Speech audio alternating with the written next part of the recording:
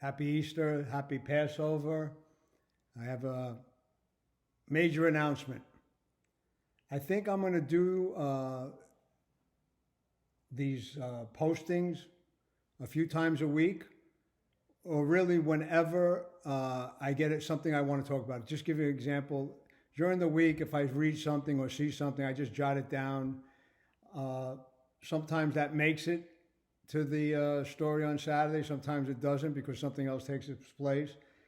And to speak about everything I want to speak about, take 20 minutes. And I think I kind of like lose a few of you. So I think I'm going to do shorter videos as things happen and more of you know, so you might be seeing me 3 or 4 times a week or maybe 2 times a week. But anyway, this is going to be my last program where I'm going to talk about a variety of topics. I'm going to kind of do them as they come. Okay. First thing I want to talk about this week is the truck market. I explained it to you earlier. You know, it's just like any other market, it's supply and demand. This year, the cycle usually works. Rates are low, we lose trucks.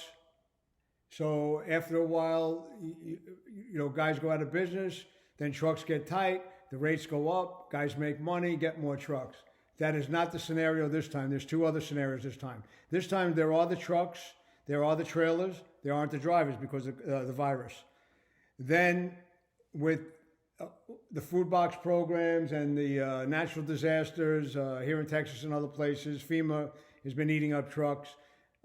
So you have a double-edged sword this year. I don't think it's going to stop until we have enough drivers to fill up the trucks. There are trucks, there's no drivers to drive them. So going forward, if virus numbers keeps on going down and people feel more confident and get out back to work, that'll help the trucking situation. If not, we're in for a rough summer.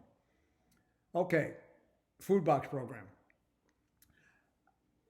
There are a few people making a lot of money with the box program.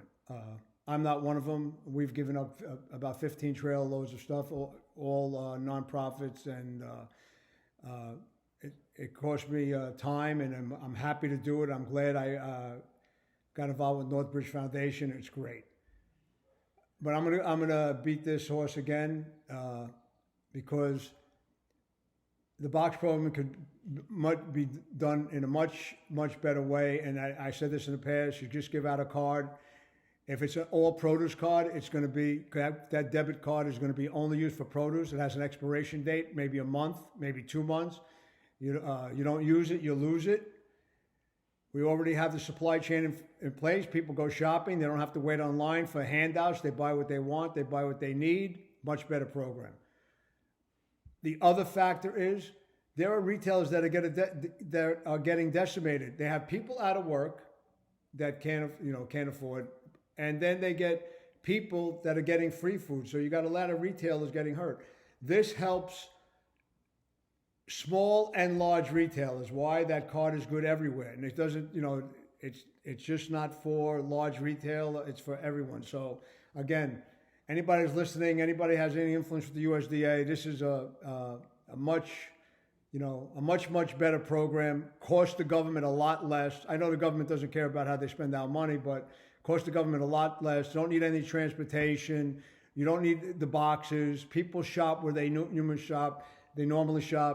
People feel more self-respect than standing in a food line. It's just a much better system. So,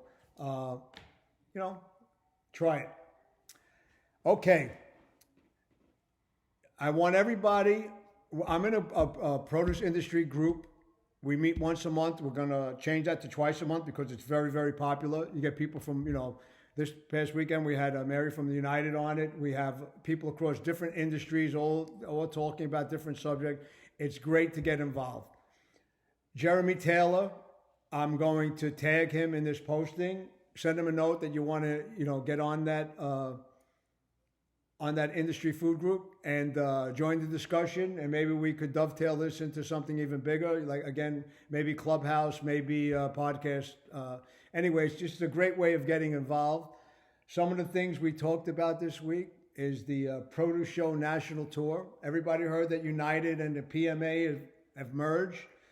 I spoke to them at United, and again, it's got to become a consumer-centric organization. It's a big organization now.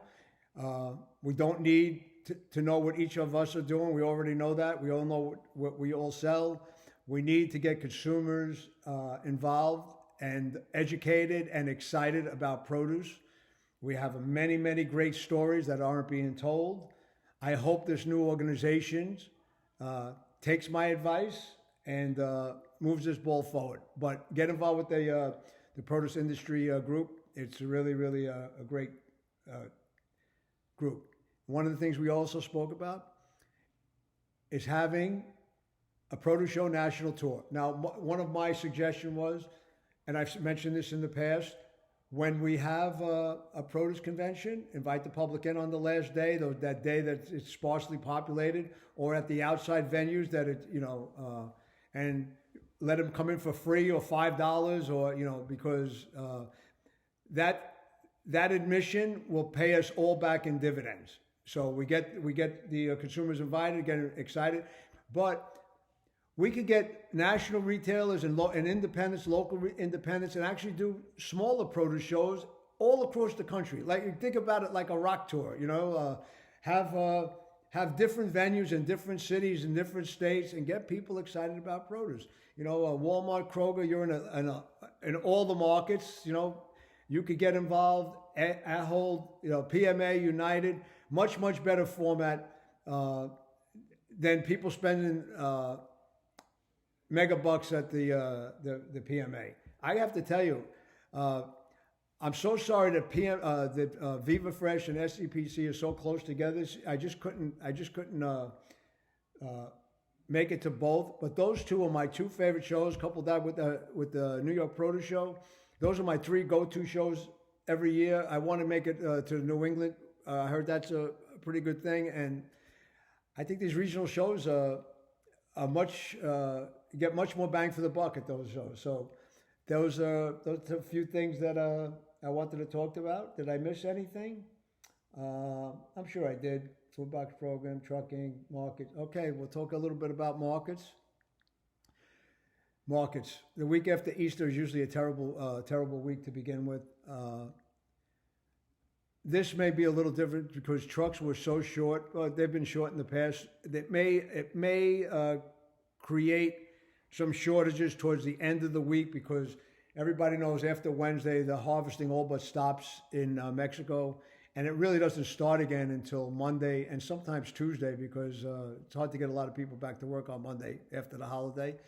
So you might not see a significant volume till maybe Wednesday or Thursday. That doesn't mean the stuff is not on the plants though. So you may get a false market to thinking that stuff is turned around.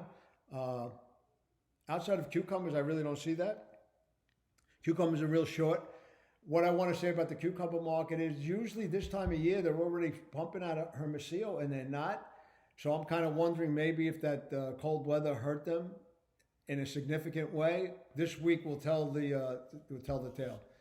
Red peppers are still either cheap or price after sale, and I think they're going to remain cheap. There's just too much volume, and the truck situation. The truck situation exacerbated the problem, because even if you wanted to load them, the freight was more than the peppers themselves, and people had other things to load. So squash is the same scenario. It's coming on, and demand is lackluster. Eggplants, put them in the same boat. Roma tomatoes, they try to, they raised the market to $10.95. I think that thing is going to fall back to the minimum. I think that we're just trying to raise prices for the holiday, not because of any kind of increased demand. Again, this week will tell that tale. Hard squashes, we used to import hard squashes from Chile this time of year, and we always said we had to be out by Easter. But hard squashes have definitely become a year-round item, especially butternut and spaghetti. They've been coming, people make spaghetti squash a lot, and make it look like spaghetti. And butternut, people make butternut soup now, and it's cubed, it's cut. So they became year-round items, but I think the demand still falls off after Easter. So kabocha a little bit more available. I've been doing this a long time. In fact, I was one of the first few guys to import kabocha out of Mexico. I don't know. That was about 20 years ago when Calabasa got short, and I took a shot, and it was a good shot. I never paid as much as I paid for kabocha this time around.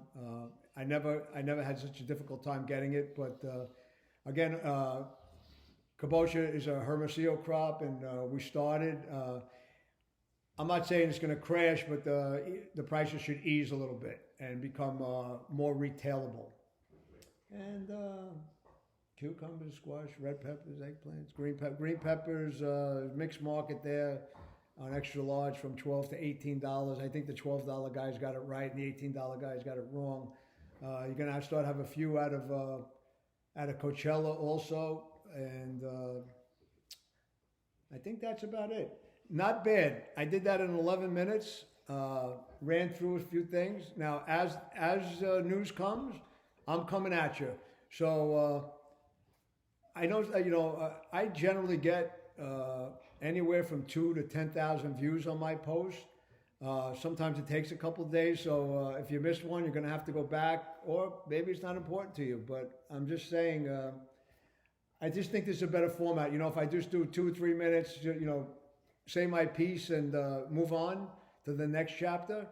I'm going to tell you what we're going to talk about right off the bat. Is something I missed last week, and that's going to be, I'm going to write it down now so I don't, it's going to be hedge funds in produce.